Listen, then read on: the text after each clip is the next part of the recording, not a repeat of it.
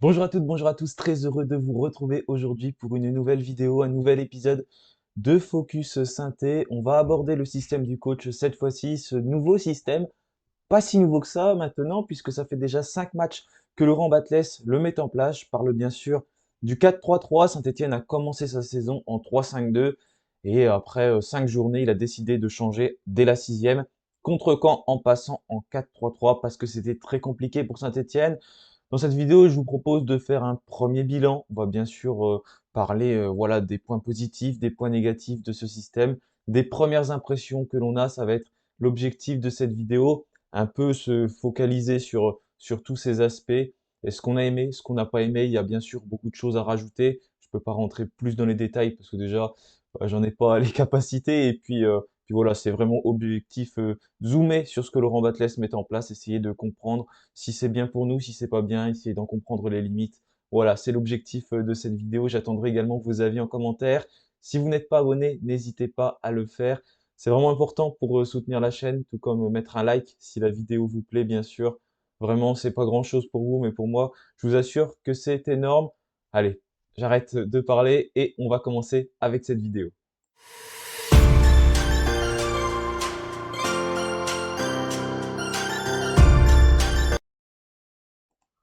Voilà, on va aborder nos premières impressions sur ce système en 4-3-3. Déjà, on va zoomer petit à petit sur ce système. Voilà, les 5 matchs que Saint-Etienne a joué dans ce dispositif-là. 4 victoires, un match nul. Pour l'instant, Saint-Etienne est invaincu, n'a toujours pas perdu sur ces rencontres-là.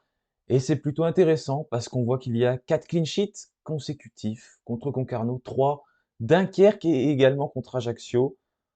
C'est très bien de faire 4 clean sheets consécutifs, 6 buts marqués en plus lors de ces matchs-là. Si on n'a pas regardé les matchs et qu'on voit ces résultats-là, on se dit, franchement, c'est vraiment très bien pour Saint-Etienne. Et c'est le cas parce que les résultats sont là. Il y a très peu de buts encaissés. Saint-Etienne devient l'une des meilleures défenses de Ligue 2, ce qui n'était pas le cas l'année dernière. Donc là, quand on regarde cet aspect-là, franchement, c'est positif. Au premier coup d'œil, c'est ce qui nous saute aux yeux. Si on s'intéresse un petit peu plus à un autre élément, vous voyez à côté, il y a un autre score. C'est tout simplement le résultat à la mi-temps. Donc là, ça, vous pouvez retrouver sur Flash Score. C'est ce que j'ai pris comme visuel. Et ben, quand on regarde les scores à la mi-temps, il n'y a pas beaucoup de buts, hein. Il y en a pas mal en fin de match, hein. Il y a 6 buts marqués, un but encaissé pour Saint-Etienne. Mais quand on regarde les scores à la mi-temps, il n'y a eu qu'une seule fois, il y a eu un but. Sinon, c'est que des mi-temps à 0-0. Donc là, voilà, déjà, ça permet de nous interroger un peu plus sur comment s'articule tout simplement ce système de Laurent Batles, quel est l'objectif quand on rentre dans le match et ce qui se passe réellement, même sans regarder le match. Déjà là, on se pose quelques questions. 4-0-0 consécutifs lors des 4 derniers matchs, déjà. Sinon, il y avait eu juste 1-0, c'était quand on gagnait contre Caen, donc lorsqu'il a mis ce système de jeu en place là. Sinon, voilà, il n'y a eu qu'un seul but avant la mi-temps, et lors des 4 derniers matchs, il n'y a même pas eu de but avant la mi-temps. Donc voilà pour ce premier petit zoom là, déjà, donc on peut se poser quelques petites interrogations. Ça montre que bien sûr, en base défensive, on est solide, et puis ça se confirme en deuxième mi-temps, donc ça c'est très bien. On arrive à tenir tout un match très solide défensivement, mais en base offensive, c'est plus compliqué à la mi-temps. Et c'est lorsque les changements s'opèrent notamment que les choses vont changer pour Saint-Etienne. Voilà un autre aspect, c'est le classement. Entre la J1 et la J5, donc la première journée et la cinquième journée, 3-5-2 pour Saint-Etienne, et entre la sixième journée et la dixième journée, 4-3-3. Donc là, c'est pas le classement actuel, parce que Saint-Etienne n'est pas troisième, bien sûr, mais c'est le classement, en fait, la première partie. Donc, si on prend de la première journée à la cinquième journée, c'est le classement. Et là, dans le deuxième cas, c'est comme si ça avait commencé à la sixième journée et que le championnat s'est arrêté à la dixième. Donc, dans la première partie, on est 15e du classement dans ce système en 3-5-2. Bon, c'est difficile hein, de savoir si c'est globalement de là que ça vient, hein, parce que voilà, il y a eu un mercato, on va en reparler après, qui s'est terminé ensuite. Mais en tout cas, ça donne des premières impressions. Saint-Etienne était 15e. Si on prend entre la J6 et la J10, donc c'est pareil, il y a eu 5 rencontres de disputées. Saint-Etienne a pris 13 points sur 15. En fait, c'est les seuls points qu'on a perdus lors du dernier match, donc contre Ajaccio. Il n'y a que Laval qui a réussi à prendre 15 points sur 15. D'ailleurs, Laval, qui est quand même impressionnant et qui est notre prochain adversaire. Et là, on va pouvoir voir une nouvelle fois ce système de jeu, ce qu'il met en place. Donc voilà, si on rezoome un peu plus, on se rend compte que grâce à ce système en 4-3-3, Saint-Etienne est sur le podium tout simplement de cette Ligue 2 pour l'instant.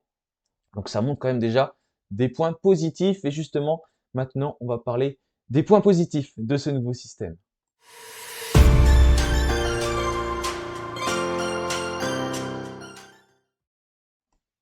Alors bien sûr, au niveau des points positifs, je peux pas tout évoquer. Il va y avoir des choses à rajouter. On va déjà commencer par le commencement. Donc le commencement, il est tout simplement là. Déjà, c'est que notre défense centrale, elle est plutôt rassurante. On a un système qui est simple, un 4-3-3. Forcément, 4-3-3, c'est un peu la base du football, quoi. C'est pas un système qui est complexe. C'est comme ça que la plupart des joueurs, quand ils jouaient en formation, ils jouaient dans un système en 4-3-3. C'est comme ça que c'est abordé, avec une défense à 4. Donc c'est un peu les retours aux bases du football, tout simplement. Et ça permet d'être mieux en place sur le terrain, de mieux comprendre où on est. C'est un système qui est donc simple, avec une défense qui est plus facile à gérer également, parce qu'il n'y a pas 5 défenseurs derrière. Il y en a 4, donc 2 centraux, et c'est plus facile parce qu'ils savent vraiment leur rôle, les 2 centraux. Alors que quand il y en a un 3, il y en a un qui va plus monter, il y en a un qui va plus être derrière, il y en a un qui va être gaucher, il y en a un qui va être droitier. Voilà, c'est plus compliqué de savoir comment s'organiser, comment ressortir ces ballons. Et mine de rien, ça fait beaucoup de monde dans un même périmètre. Donc pour s'organiser, pour savoir qui est au marquage, c'est des choses qui sont très difficiles. Et là, il faut avoir vraiment une équipe qui a l'habitude de jouer ensemble et qui a des qualités tout simplement aussi. Voilà, c'est pas forcément des choses qui sont simples à organiser sur le coup. Et là, je trouve qu'on a vraiment une vraie assise défensive. Donc ça, c'est le 11 préféré de Batles. En gros, c'est ce qu'il a mis lors des 5 derniers matchs. Bon, il y a eu quelques modifications, bien sûr, mais je veux dire, c'est un peu ce qui ressortait globalement. Donc la défense, par contre, elle ne changeait jamais, hein. C'était Apia, Petro, Batubinsika et Briançon. Et j'ai entouré ces deux, Batubinsika et Briançon, parce que ils se trouvent bien, ils collaborent très bien ensemble. Il y a une très très belle entente. Et franchement, lors de ces 5 derniers matchs, il n'y a pas une rencontre où ils ont été horribles. Ils ont plutôt été là, présents, et ils nous ont vraiment rassurés. Ils ont pris l'ascendant dans cette défense, et notamment Batubinsika. Ça lui a permis, je trouve, d'être beaucoup plus serein, beaucoup plus voilà, sûr de lui, ce qui n'était pas le cas dans la défense à 3. Il était un peu perdu, il ne savait pas vraiment où se placer. Et là, je le trouve très très intéressant quand on joue comme ça aux côtés d'un Anthony Briançon qui est également très très bon et qui a encore fait un gros match d'ailleurs contre Ajaccio. Briançon et Watuminsika ont tous les deux été très bons. Ensuite, si on parle des couloirs, les couloirs fonctionnent. Il y a une très belle entente entre Apia et Cafaro, tout comme entre Léo Petro et Stéphane Diarra.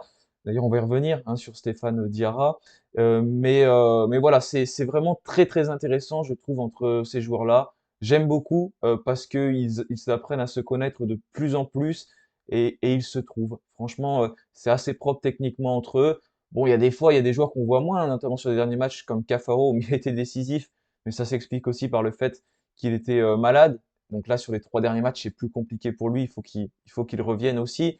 Mais néanmoins, on sent quand même une entente rien qu'entre ces joueurs, même s'ils passent un peu à côté de leur match certaines fois. On a des joueurs qui se connaissent mieux. Il y a des combinaisons et ils peuvent s'entraider parce que voilà, Apia des fois monte pour Cafaro et Cafaro redescend. Et là, ce qui change par rapport au système en 3-5-2, c'est tout simplement qu'il n'y a pas qu'un joueur sur le couloir, mais il y en a deux et ça change tout parce qu'il y en a un qui attaque, un qui défend. Et forcément, du côté énergivore, ça laisse plus de chances pour pouvoir attaquer et puis pour pouvoir prendre le couloir rapidement en attaque et surtout faire la différence en dribble, ce que Diarra a notamment été capable de faire plusieurs fois, éliminer un ou deux joueurs et se procurer des situations. Pour l'instant, ce n'est pas forcément ça qui est ça, parce qu'il n'a pas encore été décisif. Mais en tout cas, tu gardes cette énergie-là pour attaquer, et ça, c'est vraiment bien. Tout comme le défenseur qui est là également pour défendre. Et on a surtout des défenseurs de métier maintenant, avec Denis Sapia à droite et Léo Petro sur le côté gauche. Et ensuite, au niveau du circuit de passe, je trouve que c'est très intéressant au milieu, l'entente entre Bouchoirie et Florian Tardieu également. Et puis on a ce triangle Fomba, Bouchoirie, Tardieu qui marche plutôt bien. Et du coup, tu as dans ce dispositif un homme qui est devant la défense. Là, c'est Florian Tardieu. Et pour la première relance, c'est quelque chose qui est vraiment utile et que je trouve très intéressant, même si, on va y revenir dans quelques instants, il y a des choses à dire, des choses qui ne fonctionnent pas parce que le jeu de Saint-Etienne n'est clairement pas exceptionnel, hein, on s'endort un petit peu. Pour l'instant, ça fonctionne, mais jusqu'à quand? Il y a déjà eu ce premier petit couac contre Ajaccio et on va essayer de comprendre tout simplement maintenant les délicatesses de ce système de jeu.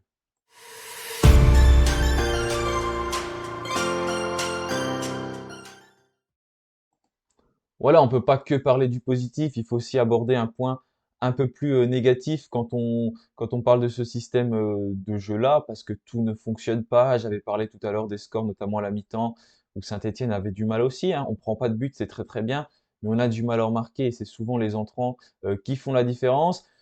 Mais aussi, est-ce que ça vient du 3-5-2? Est-ce que ça vient du passage en 4-3-3, le fait que Saint-Étienne va mieux? On peut se le dire, dans notre tête, on pense à ça. Mais il y a aussi quelque chose qui a changé parce que Batles, il a changé de système de jeu il n'y a pas si longtemps que ça et ça correspond un peu quand même aux arrivées de deux joueurs, Florian Tardieu et Stéphane Diarra. Diarra a joué deux fois quand même dans un système différent. Florian Tardieu a joué contre Valenciennes dans un système différent aussi.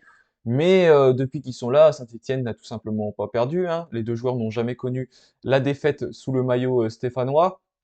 Et voilà, on peut se dire du coup que ça peut venir de ces 2 jours-là, parce que Tardieu, il a emmené son expérience au milieu de terrain, il est vraiment très important, notamment dans la première relance, dans sa qualité au duel, même si lors de ces 2 derniers matchs, 2-3 derniers matchs, il est un peu moins bien, mais c'est quand même un joueur qui reste important et qui nous aide vraiment au milieu de terrain, capable de conserver le ballon et malgré tout de faire la différence et Diarra, un joueur qui est capable de prendre rapidement son côté, qui est vif et qui peut mettre en danger les défenses adverses. Donc là, voilà, il y a deux joueurs qui sont arrivés depuis que Saint-Etienne a changé de système aussi, même s'ils ont déjà joué un peu en 3-5-2, mais pas tant que ça.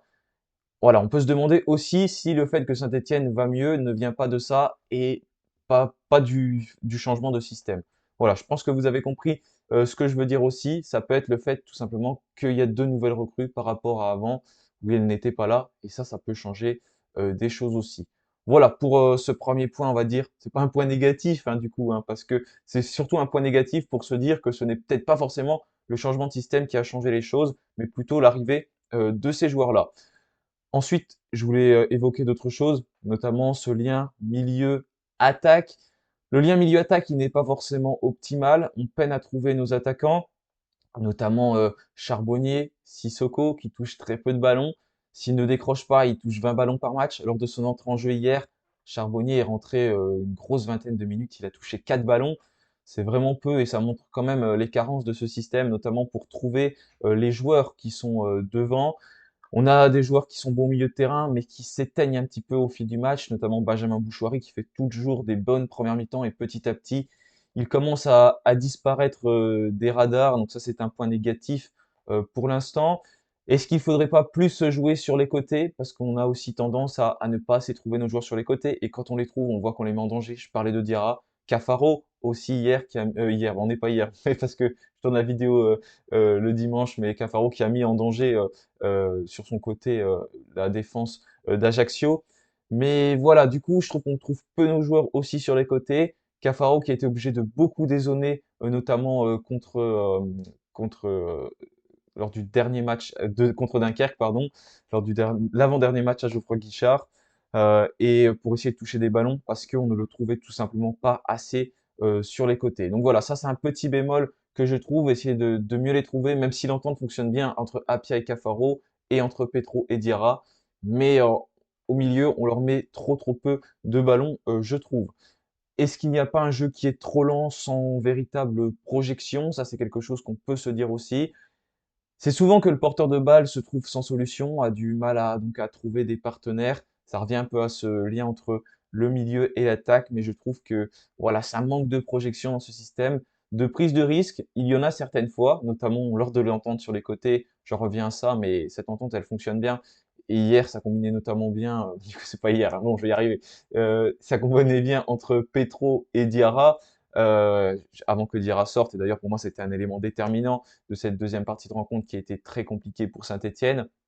Mais voilà, il faut prendre plus de risques, emmener plus de projections, et c'est des choses qui sont très importantes. Les entrants font la différence, voilà, ça c'est quelque chose qui se passe aussi.